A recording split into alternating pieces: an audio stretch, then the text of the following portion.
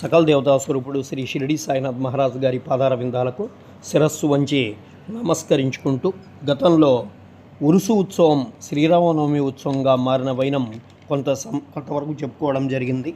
మరి కాగా మహాజన్ని చూడగానే భీష్మకు కొత్త ఆలోచన తడుతుంది. వెంటనే కాకా మహాజన్ని దగ్గరకు పిలిచి అతనితో ఉరుసు ఉత్సవం శ్రీరామనవమి చేయడంలో భగవంతుని ఉద్దేశం ఏమై ఉండవచ్చు అని చెప్పి అడుగుతాడు. శ్రీరామనవమి హిందువులకు చాలా ముఖ్యమైనటువంటి పర్వదినం కనుకన ఈరోజు రామ జన్మోత్సవం ఎలా జరుపుకోకూడదు అని చెప్పి అడుగుతాడు. అప్పుడు కాకా మహాజని ఆ ఆలోచన బాగా నచ్చుతుంది. తమ సంకల్పం బాబా అనుమతి సంపాదించడం కోసం వారు అక్కడికి వెళ్తారు. కానీ భగవత్ సంకీర్తన చేయుటకు అంత తక్కువ సమయంలో హరిదాసును సంపాదించడం చాలా కష్టం.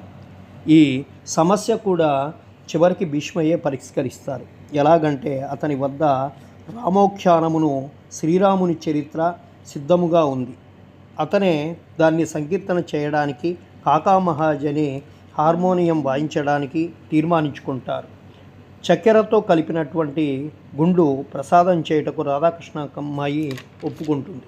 బాబా అనుమతి తీసుకోవడానికి వారంతా ద్వారకామాయికి వెళ్తారు. సర్వజ్ఞుడైనటువంటి బాబా వాడలో ఏమి జరుగుతుంది అని చెప్పి మహాజన్ని ప్రశ్నిస్తాడు. బాబా అడిగిన ప్రశ్నతో అంతరార్థం మహాజని గ్రహించలేక ఏమీ జవాబు ఇవ్వక మౌనంగా ఉంటారు. బాబా మరలా అదే ప్రశ్న భీష్మను అడుగుతాడు. అతడు, దేవా, శ్రీరామనవమి ఉత్సవం చేయవలనని తమ ఆలోచన. బాబాకు చెప్పి అనుమతి ఇవ్వమని కోరుతారు. బాబా వెంటనే ఆశీర్వదిస్తారు. అందరూ ఆనందించి రామ జయంతి ఉత్సవానికి సంసిద్ధులవుతారు. ఆ మరుసటి రోజు ద్వారకామాయిని బాగా అలంకరిస్తారు. రాధాకృష్ణమాయి ఒక ఊయలను ఇస్తుంది. ఆ ఉయ్యాలను బాబా వారి ఆసనమునకు ముందు వేలాడదీస్తారు.